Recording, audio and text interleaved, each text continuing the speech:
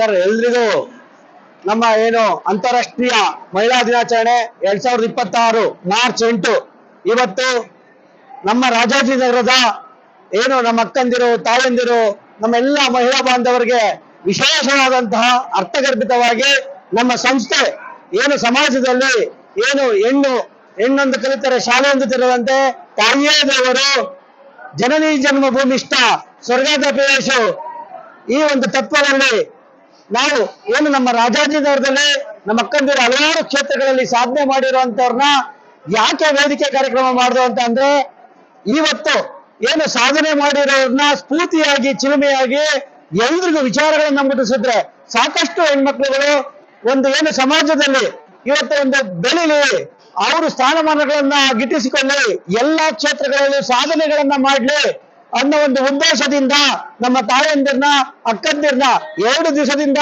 ಸಾಂಸ್ಕೃತಿಕ ಚಟುವಟಿಕೆಗಳು ರಂಗೋಲಿ ಸ್ಪರ್ಧೆ ಹಗ್ಗಜಗ್ಗಾಟ ನೃತ್ಯ ಹಲವಾರು ಕಾರ್ಯಕ್ರಮಗಳನ್ನ ಕೈಗೊಂಡು ಅರ್ಥಗರ್ಭಿತವಾಗಿ ಅದರಲ್ಲಿ ಸ್ಪರ್ಧೆಯಲ್ಲಿ ಸ್ಪರ್ಧಿಸುವಂತೆ ಅವರಿಗೆಲ್ಲ ಪ್ರೇರೇಪಿಸಿ ಅವರೆಲ್ಲರಿಗೂ ಏನು ಬಹುಮಾನವನ್ನ ವಿತರಣೆ ಮಾಡಿ ವೇದಿಕೆಯಲ್ಲಿ ಏನು ಸಾವಿರಾರು ಅನಾಥ ಶವಗಳನ್ನ ಸಂಸ್ಕಾರ ಮಾಡಿರುವಂತ ಮಹಿಳೆಯನ್ನ ಗುರುಸುವಂತದ್ದು 5 ರಿಂದ 6 ಸಾವಿರಕ್ಕೂ ಹೆಚ್ಚು ಹೆರಿಗೆಗಳನ್ನ ಮಾಡಿರುವಂತಹ ಡಾಕ್ಟರ್ಸ್ ಗುರುಸುವಂತ ಕಾರ್ಯಕ್ರಮ ಮತ್ತೆ ಮಹಿಳಾ ಸಮಾಜದಲ್ಲಿ ಸಂಘಟನೆಗಳ ಶಕ್ತಿಯನ್ನ ಬೆಳೆಸಿರುವಂತ ಅವರನ್ನ ಮತ್ತೆ ಚಿಕ್ಕ ಮಕ್ಕಳು ಸಹ ಇವತ್ತು ಸಾಧನೆ ಮಾಡಬಹುದು ಅಂತ ಚಿಕ್ಕ ಮಗುವಿನ ಒಂದು ಸಾಧನೆ ಹಲವಾರು ರೀತಿಯ ಕಾರ್ಯಕ್ರಮಗಳನ್ನ ಹಲವಾರು ಸಾಧನೆಗಳನ್ನ ಮಾಡಿರುವಂತ ಈ ಒಂದು ವೇದಿಕೆಯಲ್ಲಿ ಗುರುಸಿ ನಮ್ಮ ಅಕ್ಕಂದಿರು ಎಲ್ರಿಗೂ ತಾಯಂದಿರಿಗೆ ಮಾರ್ಗದರ್ಶನ ಮಾಡುವಂತ ಒಂದು ಪುಣ್ಯದ ಕೆಲಸ ನಮ್ಮ ಸಂಸ್ಥೆಯ ಎಲ್ಲ ಪದಾಧಿಕಾರಿಗಳಿಗೆ ಸಿಕ್ಕಿತ್ತು.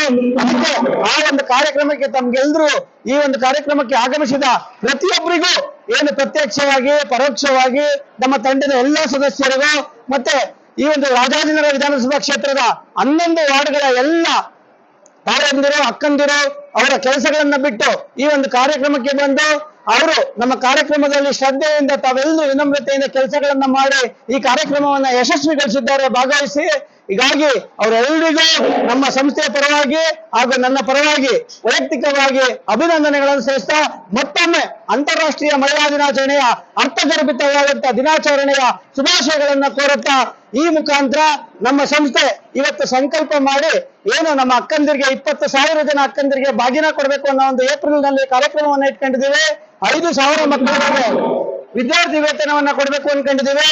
ಇದಿಷ್ಟು ಅಲ್ಲದೆ ನಮ್ಮ ಏನು ಮುಂದಿನ ದಿನಗಳಲ್ಲಿ ಮನೆಗೊಂದು ದೀಪ ಅನ್ನೋ ಒಂದು ಕಾರ್ಯಕ್ರಮದಲ್ಲಿ ಉದ್ಯಮಗಳನ್ನ ಮಾಡಿ ಮನೆಗಳಲ್ಲೇ ಗೃಹ ಉದ್ಯೋಗಗಳನ್ನ ತರಬೇತಿ ಮಾಡುವಂತ ಒಂದು ಎಲ್ರಿಗೂ ಅವಕಾಶವನ್ನ ಕಲ್ಪಿಸಿ ಜನಸೇವಾ ಸಂಕಲ್ಪ ಎಂದ ಒಂದು ಮೊಬೈಲ್ ಆಪ್ ಗಳನ್ನ ಡೆವಲಪ್ ಮಾಡಿ ಪ್ರತಿಯೊಬ್ಬರು ಮನೆಗಳಲ್ಲಿ ಅವರವರು ಮಾಡುವಂತ ಉದ್ಯಮಗಳು ಯಾರು ಚಿತ್ರಾನ್ನ ಚೆನ್ನಾಗಿ ಮಾಡ್ತಾರೆ, ಯಾರು ಉಪ್ಪಿಟ್ಟು ಚೆನ್ನಾಗಿ ಮಾಡ್ತಾರೆ, ಯಾರು ಹಪ್ಪಳ ಗೃಹ ಕೈಗಾರಿಕೆಗಳು ಗುಡಿ ಕೈಗಾರಿಕೆಗಳನ್ನ ಪೋಷಿಸುವಂತ ಒಂದು ಕೆಲಸ ಊದ್ಬತ್ತಿ ವ್ಯವಸ್ಥೆಯವರು ಮತ್ತೆ ಸಣ್ಣದಾದಂತ ಬಟ್ಟೆ ಆಲಿಯವರು ಪ್ರತಿಯೊಂದು ಕೆಲಸಗಳನ್ನ ಮನೆ ಕೆಲಸ ಮಾಡೋದ್ರಿಂದ ಹಿಡಿದು ಸೆಕ್ಯೂರಿಟಿ ಕೆಲಸ ಮಾಡೋದ್ರಿಂದ ಸಾಮಾನ್ಯ ಬಡ ಜನತೆ ಯಾವ ಕೆಲಸಗಳನ್ನ ಇವತ್ತು ಕೈಗೆ ಸಿಗುವಂತ ಎಟಕದಲ್ಲಿ ನಾವೆಲ್ಲ ಉಚಿತವಾಗಿ ಮಾಡಿಕೊಡೋ ಒಂದು ಸಂಕಲ್ಪವನ್ನ ಮಾಡಿದ್ದೀವಿ.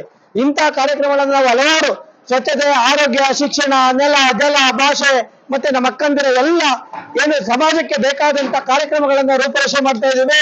ಇಂತಹ ಒಂದು ಸಂದರ್ಭದಲ್ಲಿ ನಾವು ನಮ್ಮ ಆಹಾರ ನಮ್ಮ ಆರೋಗ್ಯ ಅಂತ ಒಂದು ಕಾರ್ಯಕ್ರಮವೂ ಸಹ ಪ್ರತಿ ಗುರುವಾರ ಸಂಜೀವಿ ಲಡ್ಡು ವಿತರಣೆ ಕಾರ್ಯಕ್ರಮವನ್ನು ಮಾಡ್ತಿದ್ದೇವೆ. ಕೆಲವೊಂದು ಅಧಿಕಾರದಲ್ಲಿರುವಂತಹ ಅಧಿಕಾರಿಗಳನ್ನ ಬಳಸಿಕೊಂಡು ಅವರು ತಮ್ಮದೇ ಆದಂತ ಶಕ್ತಿಯನ್ನ ಈ ಇಂದಿನ ಎಲ್ಲರಿಗೂ ಎದುರಿಸದ ರೀತಿಯ ನಮಗೂ ಕಾರ್ಯಕ್ರಮಗಳಿಗೆ ಪರ್ಮಿಷನ್ ಕೊಡಿಸ್ತಾರೆ ಮತ್ತೆ ಅವಕಾಶ ಕೊಡ್ತಾರೆ ನಮ್ಮ ಕಾರ್ಯಕ್ರಮಗಳನ್ನ ತಡೆಯುವಂತ ಕೆಲಸಗಳಾಗ್ತಿದೆ. ನಾವು ಯಾವುದೇ ರೀತಿಯಾದ ಹಿಂದೆ ಯಾರು ಎದುರ್ಕೊಂಡು ಹೋಗೋತಾರ ನಾವು ಹೋಗೋರಲ್ಲ. ನಮ್ಮ ಕಾರ್ಯಕ್ರಮ ಜನಸೇವಾ ಕಾರ್ಯಕ್ರಮ, ಉಚಿತ ಕಾರ್ಯಕ್ರಮ, ನಾವು ಯಾವುದೇ ರೀತಿಯಾದಂತ ಫಲಾಪೇಕ್ಷೆ ಇಲ್ಲದೆ ನಮ್ಮ ಸ್ವಂತಗಳ ದುಡ್ಡುಗಳಿಂದ ಇವತ್ತು ಸೇವೆಯನ್ನ ಸಂಕಲ್ಪಗಳನ್ನ ಮಾಡ್ಕೊಂಡು ಬಂದಿದ್ದೀವಿ. ಹಾಗಾಗಿ ನಾವು ಅವರು ಏನು ಆವೇಶದಲ್ಲಿ ಮಾತಾಡಿಸಿ ಅಧಿಕಾರಿಗಳು ಮಾತಾಡ್ಲಿ ಅವ್ರ ಮನವಿಯನ್ನ ಕೊಡಕ್ ಹೋದಾಗ ಏನು ಆವೇಶದಲ್ಲಿ ಕೈ ಎತ್ತಲು ಸಹ ಮಾಡಿದ್ರು ನಾವು ಅದನ್ನ ಗೌರವಯುತವಾಗಿ ಸ್ವೀಕಾರ ಮಾಡಿದ್ದೀವಿ. ನಮ್ಗೆ ಅದೇ ನಮ್ಮ ಧರ್ಮದ ಸಂಸ್ಕೃತಿ, ನಾವು ಅವರಿಗೆ ಪ್ರೀತಿಯಿಂದ ಸ್ವಾಗತ ಕೊಡ್ತೇವೆ ಹೊರತು ನಾವು ಯಾವುದೇ ರೀತಿಯಾದ ದೇಶ ಮನೋಭಾವನೆಯನ್ನ ಹೊಂದಲ್ಲ. ಪ್ರೀತಿ ವಿಶ್ವಾಸದಿಂದ ಎಲ್ಲರ ಮನಸ್ಸನ್ನ ಗೆಲ್ತೀವಿ ಹೊರತು ಯಾರು ಸೇವೆ ಮಾಡ್ತಾರೆ ಸೇವೆ ಉಳಿತದ ಅಥವಾ ಸ್ವಾರ್ಥ ಉಳಿತದ, ಸೇವೆ ಇಂಪಾರ್ಟೆಂಟಾ ಸ್ವಾರ್ಥ ಇಂಪಾರ್ಟೆಂಟಾ ಅಥವಾ ನಾಟಕ ಉಳಿತದ ಸೇವೆ ಉಳಿತದ ನೋಡೋಣ. ಮುಂದಿನ ದಿನಗಳಲ್ಲಿ ನಮ್ಮ ಅಕ್ಕಂದಿರೆಲ್ಲ ನಮ್ಮ ಜೊತೆಲಿದೆ. ಮತ್ತೆ ಅದಷ್ಟೇ ಅಲ್ಲದೆ ನಾವು ಏನು ನಮ್ಮನ್ನ ಸುಮ್ಮನೆ ನಮ್ಮ ಅಕ್ಕಂದಿರೆಲ್ಲ ಕೆಲಸ ಮಾಡ್ತಿರೋರ್ನ ಹೋಗೋ ಆದಿ ಬೀದಿನಲ್ಲಿ ಅವರು ಹಂಗೆ ಮಾಡಿದರೆ ಚಿಲುಮೆ ಅನ್ನೋದು ಅದೊಂದು ಹಗರಣ ಇದೆ, ಹಂಗಿದ್ರೆ ಜೈಲ್ಗೆ ಹೋಗಿ ಬಂದಿರುವಂತ ವಿಚಾರಗಳನ್ನ ಹಲವಾರು ಸತಿ ಪ್ರಶ್ನೆ ಮಾಡ್ತಿದ್ದಾರೆ. ಸ್ವಾಮಿ ಏನು ಅಂತಂದ್ರೆ ನಾವು ಹಳ್ಳಿಯಿಂದ ಬಂದಂತ ಮಕ್ಕಳು, ನಮ್ಗೆ ಯಾರಿಗೂ ನಮ್ಗೆ ರಾಜಕೀಯದ ನಾಯಕರುಗಳ ಪ್ರಭಾವ ಇರಲಿಲ್ಲ, ಮತ್ತೆ ಗಾಡ್ ಫಾದರ್ಗಳಿರ್ಲಿಲ್ಲ. ನಮ್ಮನ್ನು ಸಾಮಾನ್ಯವಾಗಿ ಎಲ್ರು ಕೆಲ್ಸಕ್ಕೆ ಬಳಸ್ಕೊಂಡು ಕೋತಿ ತಿಂದು ಮೂತಿ ಒರೆಸ್ತು ಅಂತ ವಿಚಾರಗಳಲ್ಲಿ ಎಲ್ರು ನಮ್ಮ ಮೇಲೆ ಆರೋಪ ಮಾಡಿದ್ರು. ಎಲೆಕ್ಷನ್ ಕಮಿಷನ್ ಚುನಾವಣಾ ಆಯೋಗ ನಾವು ಯಾವುದೇ ತಪ್ಪು ಮಾಡಿಲ್ಲ ಅಂತ ವರದಿ ಸಹ ಕೊಟ್ಟಿದೆ. ಇದಕ್ಕಿಂತ ಇನ್ನೇನ್ ಸರ್ಟಿಫಿಕೇಟ್ ಕೊಡ್ಬೇಕು? ಆತರ ಸುಳ್ಳು ಆಶ್ವಾಸನೆ ಸಿಕ್ತಾಗೆಲ್ಲ ಹೇಳ್ತಾ ಇದ್ರೆ ಮುಂದೊಂದು ದಿವಸ ಅವರೇ ಅದ್ರ ಪ್ರಕಾರನ ಕಾನೂನು ಪ್ರಕಾರ ಅನುಭವಿಸ್ಬೇಕಾದ್ರೆ ಕಾನೂನಿಗಿಂತ ದೊಡ್ಡದು ಯಾರೂ ಇಲ್ಲ. ಕಾನೂನಿಗೆ ನಾನು ತಲೆ ಬಾಗ್ಲೇಬೇಕು, ಎಲ್ರೂ ತಲೆ ಬಾಗ್ಲೇಬೇಕು. ಇಲ್ಲಿ ಪ್ರತ್ಯಕ್ಷ ಸಾಕ್ಷಿ ಇದೆ. ಎಲೆಕ್ಷನ್ ಕಮಿಷನ್ ಆಫ್ ಇಂಡಿಯಾ ಇವತ್ತು ಯಾವುದೇ ರೀತಿಯಾದ ನಮ್ಮಿಂದ ಆಗಿಲ್ಲ ಅಂತ ರಿಪೋರ್ಟ್ ಕೊಟ್ಟಿದೆ. ಇದು ಸತ್ಯದ ಹತ್ತಿರವಾದಂತ ಸಂಗತಿ. ಇಂತಹ ಒಂದು ವಿಚಾರವನ್ನ ನಮ್ಗೆ ಸುಳ್ಳುಗಳನ್ನ ನಮ್ಮ ಸಂಘಟನೆ ಒಡೆಯುವ ಉದ್ದೇಶದಿಂದ ಏನು ದಿವಸ ಸಂಘಟನೆ ದೊಡ್ಡದಾಗ್ತಿದೆ ಅನ್ನೋ ಒಂದು ಷಡ್ಯಂತ್ರಗಳನ್ನ ಮಾಡ್ತಿರೋರಿಗೆ ದಯಮಾಡಿ ಸ್ವಾಮಿ, ಏನೇ ಇದ್ರು ಸೇವೆ ಮಾಡಿ, ಸೇವೆಯಲ್ಲಿ ನಮ್ಗಿನ ಜಾಸ್ತಿ ಮಾಡಿ, 4-6 ಜನಕ್ಕೆ ದಾನ ಧರ್ಮ ಮಾಡಿ, ನಿಮ್ ಕೈಲಾದಷ್ಟು ಕಾಫಿ ತಿಂಡಿ ಊಟ ಜನಗಳಿಗೆ ಬಡವರಿಗೆ ವಿದ್ಯಾಭ್ಯಾಸ ಶಿಕ್ಷಣಕ್ಕೆ ಉತ್ತೇಜನ ನೀಡಿ, ಸ್ವಚ್ಛತಾ ಕಾರ್ಯಕ್ರಮಗಳನ್ನು ನೋಡಿ, ಅಕ್ಕಂದಿರ್ನ ಪೋಷಿಸುವಂತ ಕೆಲಸಗಳನ್ನು ಮಾಡಿ. ಅದು ಬಿಟ್ಟು ಎಲ್ಲೋ ಕುಂತ್ಕೊಂಡು ಯಾರಿಗೋ ಕಿವಿ ಹಿಂಡೋದು, ಯಾರಿಗೋ ಹುಳಿ ಹಿಂಡೋದು, ಇನ್ನೊಬ್ಬರನ್ನ ಯಾರನ್ನೋ ಮನೆಗೆ ಕಳ್ಸೋದು, ಇವುಗಳನ್ನ ಮಾಡಬೇಡಿ. ಏನೇ ಇದ್ರು ಈ ಸಮಾಜದಲ್ಲಿ ಪ್ರತಿಯೊಬ್ಬ ನೀವು ಎಲ್ಲಿಂದ ಬಂದಿದ್ದೀರಾ, ನಿಮಗೆ ಸಂಬಂಧ ಏನು ಅಂದ್ರೆ ಅದಕ್ಕೆ ದಾಖಲೆಗಳಿದೆ. ನಾನು ಯಾರು, ಎಲ್ಲಿಂದ ಬಂದಿದ್ದೀನಿ, ನಾನು ಒಬ್ಬ ಭಾರತೀಯ ಪ್ರಜೆ. ಪ್ರಜಾಪ್ರಭುತ್ವದಲ್ಲಿ ಸಂವಿಧಾನದಲ್ಲಿ ಎಲ್ಲರಿಗೂ ಹಕ್ಕಿದೆ. ಜೀವಿಸುವ ಹಕ್ಕು ಹೇಗಿದೆಯೋ ಅದೇ ರೀತಿಯಾದಂತಹ ಅಧಿಕಾರದಲ್ಲಿ ಪ್ರಜಾಪ್ರಭುತ್ವದಲ್ಲಿ ಯಾರು ಎಲ್ಲಿ ಬೇಕಾದ್ರೂ ಜನಸೇವೆಯನ್ನ ಮಾಡ್ಬೋದು. ಹಿಂದೂ ಸಮಾವೇಶನ ನಮ್ ಕಲ್ಚರ್, ನಾವು ಮಾತ್ರ ಹಿಂದೂ ಸಮಾವೇಶ ಮಾಡ್ಬೇಕು ಅಂತ ನಿಮ್ಮ ಸಿದ್ಧಾಂತ ಎಲ್ಲೂ ಇಲ್ಲ.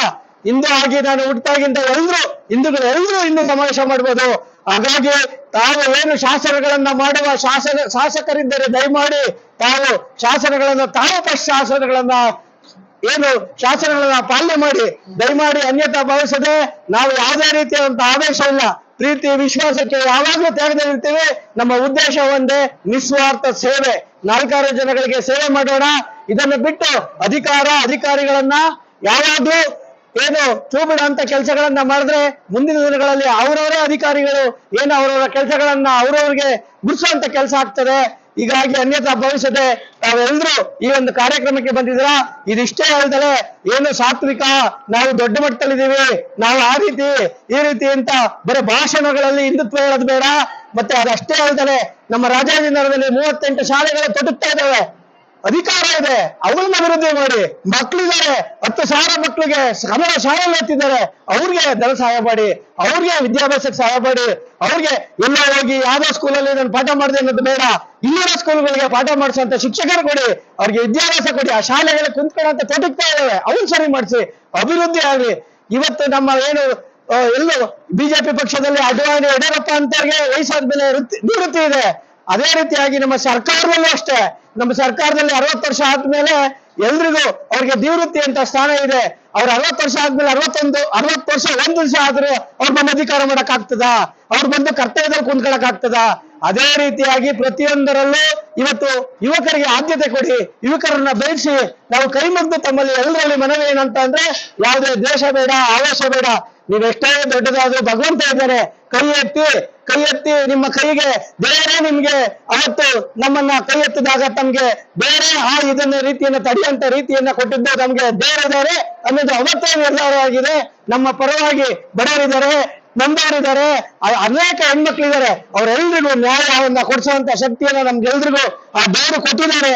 ನಮ್ ಕೈಲಾದಷ್ಟು ಮಟ್ಟಿಗೆ ನಾವು ಕಷ್ಟ ಬಿದ್ದು ನಮ್ಮ ಸ್ವಂತ ದುಡಿಮೆಯಿಂದ 4-6 ಜನಕ್ಕೆ ಸೇವೆಯನ್ನ ಮಾಡಕ್ ಕೊಟ್ಟಿದ್ದೀವಿ. ನಾವು ಹಲವಾರು ಕಾರ್ಯಕ್ರಮನ ಈಗ ಆಲ್ರೆಡಿ ತಂದು ತಿಳಿಸಿದ್ದೀವಿ. ಇಲ್ಲಿ ನಮಗೆ 1 ಲಕ್ಷ ಜನ ಏನು ನಮ್ಮ ಬಡತನ ರೇಖೆಗಿಂತ ಕಡಿಮೆ ಇರೋಂತ ಹೆಣ್ಮಕ್ಳಿಗೆ ಜನ್ಧನ್ ಅಕೌಂಟ್ ಮಾಡ್ಕೊಟ್ಟಿದ್ದೀವಿ. ನಮ್ಮ ಸಂಸ್ಥೆ ಹಲವಾರು ಪದಾಧಿಕಾರಿಗಳು ಉಚಿತವಾಗಿ 1 ಲಕ್ಷ ಏನು ಹೆಣ್ಮಕ್ಳಿಗೆ ಜನ್ಧನ್ ಉಚಿತ ಖಾತೆ, ಇಂತಹ ಒಂದು ಖಾತೆ ಘನಕಾರ್ಯ ಯಾರು 224 ವಿಧಾನಸಭಾ ಕ್ಷೇತ್ರಗಳಲ್ಲಿ ಯಾವ ಸಂಸ್ಥೆನೂ ಮಾಡಿಲ್ಲ. 224 ಕ್ಷೇತ್ರಗಳಲ್ಲಿ ಯಾವ ಸಂಸ್ಥೆನ 1 ಲಕ್ಷ ಹೆಣ್ಮಕ್ಳಿಗೆ ಅಕೌಂಟ್ ಮಾಡ್ಕೊಟ್ಟಿರೋದಿಲ್ಲ. 15,000 ಜನ ಹೆಣ್ಮಕ್ಳಿಗೆ ಟೈಲರಿಂಗ್ ತರಬೇತಿ ಕೊಡಿಸಿದೀವಿ. ಅಪ್ಲಿಕೇಶನ್ ಹಾಕ್ಸಿ ಫಾಲೋ ಮಾಡಿಸಿ 2018ರಲ್ಲಿ 15,000 ಹೆಣ್ಮಕ್ಳಿಗೆ ಟೈಲರಿಂಗ್ ತರಬೇತಿ ಕೊಡಿಸಿ ಸರ್ಕಾರದಿಂದ ಅವರಿಗೆ ಅರ್ಜಿ ಸಲ್ಲಿಸಿ ತರಬೇತಿ ಕೊಡಿಸಿ ಸರ್ಟಿಫಿಕೇಟ್ ಕೊಡಿಸಿದೀವಿ. ಇದಷ್ಟೇ ಅಂದ್ರೆ ಇಡೀ ದೇಶದಲ್ಲಿ ತಾಯಿಯ ಮಡಿಲು ನೆರವು ಅನ್ನೋ ಒಂದು ಕಾರ್ಯಕ್ರಮವನ್ನ ನಮ್ಮ ಹೆಣ್ಮಕ್ಳಿಗೋಸ್ಕರ ಇಡೀ ದೇಶದಲ್ಲಿ ವಿಮಾನ ನಿಲ್ದಾಣಗಳಲ್ಲಿ, ರೈಲ್ವೆ ನಿಲ್ದಾಣಗಳಲ್ಲಿ, ಬಸ್ ನಿಲ್ದಾಣಗಳಲ್ಲಿ ಇವತ್ತೇನು ನೆರವು ಸೆಂಟರ್ಗಳಿದೆ ಅವೆಲ್ಲ ಚಿಲುಮೆ ಕೊಟ್ಟ ಜನಕ, ಚಿಲುಮೆನೇ ಅದನ್ನ ಜನನ ಮಾಡಿದ್ದಂತ ಮೊದಲನೇ ಕಾರ್ಯಕ್ರಮ. ಇಂತಹ ಮಹಾನ್ ಚಿಂತನೆಯನ್ನಿಟ್ಟುಕೊಂಡು ಸಮಾಜದಲ್ಲಿ ಯಾರು ನೊಂದವರು, ಯಾರು ಉಳ್ಳದಲ್ಲವರು, ಯಾರು ಬಡವರಿದ್ದಾರೆ, ಯಾರಿಗೆ ಶಿಕ್ಷಣ ಬೇಕು, ಯಾರು ಅಳಿವಿನಂಚಿನಲ್ಲಿದ್ದಾರೆ ಅವ್ರ ಸಮಾಜದ ಕಟ್ಟಕಡೆಯ ವ್ಯಕ್ತಿಗಳನ್ನ ಗುರುಸುವಂತ ಒಂದು ವೇದಿಕೆಯನ್ನ ನಿರ್ಮಾಣ ಮಾಡುವಂತ ಒಂದು ಪ್ರತಿಷ್ಠೆಯನ್ನ, ಸಂಕಲ್ಪವನ್ನ ನಮ್ಮ ಸಂಸ್ಥೆ ಮಾಡ್ಕೊಂಡು ಬಂದಿದೆ. ಇಂತಹ ಕಾರ್ಯಕ್ರಮಗಳನ್ನು ನೀವೆಲ್ಲರೂ ಮಾಡಿ, ನಾವು ಯಾವಾಗಲೂ ನಿಮ್ ಜೊತೆ ಇರ್ತೀವಿ. ನಾವಂತೂ ಯಾರೇ ರೀತಿಯಾಗಿ ನಾವು ಕೊಟ್ಟಿದ್ದು ಮನವಿ ಅಷ್ಟೇ, ಮನವಿಯನ್ನ ಸ್ವೀಕರಿಸಕ್ಕಾಗದಿಲ್ಲ, ಆವೇಶವನ್ನು ತೋರಿಸ್ತಾ ಇದ್ರ ದಯಮಾಡಿ ಕ್ಷಮೆ ಇರಲಿ. ನಾವು ಯಾವುದೇ ರೀತಿಯಾದಂತಹ ಬೇರೆ ವಿಚಾರಗಳನ್ನ ಗುಂಪು ಕಟ್ಕೊಂಡು ತಂಡ ಕಟ್ಕೊಂಡು ಬಂದಿರಲಿಲ್ಲ. ಆ ಒಂದು ಮನವಿಯನ್ನ ಸ್ವೀಕರಿಸುವಂತ ಒಂದು ಗುಣವನ್ನ ಬೆಳೆಸ್ಕೊಳ್ಳಿ, ಒಳ್ಳೇದಾಗ್ಲಿ, 4 ಬಡವರಿಗೆ ಒಳ್ಳೇದ್ ಮಾಡಿ ಅನ್ನೋ ಮುಖಾಂತರ 8 ವರ್ಷ 8 ಸತಿ MLA-ಗಳಾಗಿ ಅಧಿಕಾರವನ್ನು ಬೆಳೆಸಿದ್ರು ಅದನ್ನೆಲ್ಲ ತಾವುಗಳು ಇದ್ ಮಾಡ್ತಾ ಇಲ್ಲ. ಹಾಗಾಗಿ ದಯಮಾಡಿ ತಾವೆಲ್ಲರೂ ಒಂದು ಒಳ್ಳೆ ಕಾರ್ಯಕ್ರಮಗಳನ್ನ ಮಾಡಿ ಅಂತ ತಮ್ಗೆ ಈ ಮುಖಾಂತರ ಮನವಿ ಮಾಡ್ಕೊಂಡು ತಮ್ಮೆಲ್ಲರಿಗೂ ಧನ್ಯವಾದಗಳು. ಈ ಒಂದು ಕಾರ್ಯಕ್ರಮಕ್ಕೆ ಪ್ರತ್ಯಕ್ಷವಾಗಿ ಪರೋಕ್ಷವಾಗಿ ತಾವೆಲ್ಲರೂ ಮಾಧ್ಯಮದವರು ನಮ್ಮೆಲ್ಲ ಅಕ್ಕಂದಿರು ಸಹಕಾರ ಕೊಟ್ಟಿದ್ದಾರೆ. ಎಲ್ರಿಗೂ ಧನ್ಯವಾದಗಳು.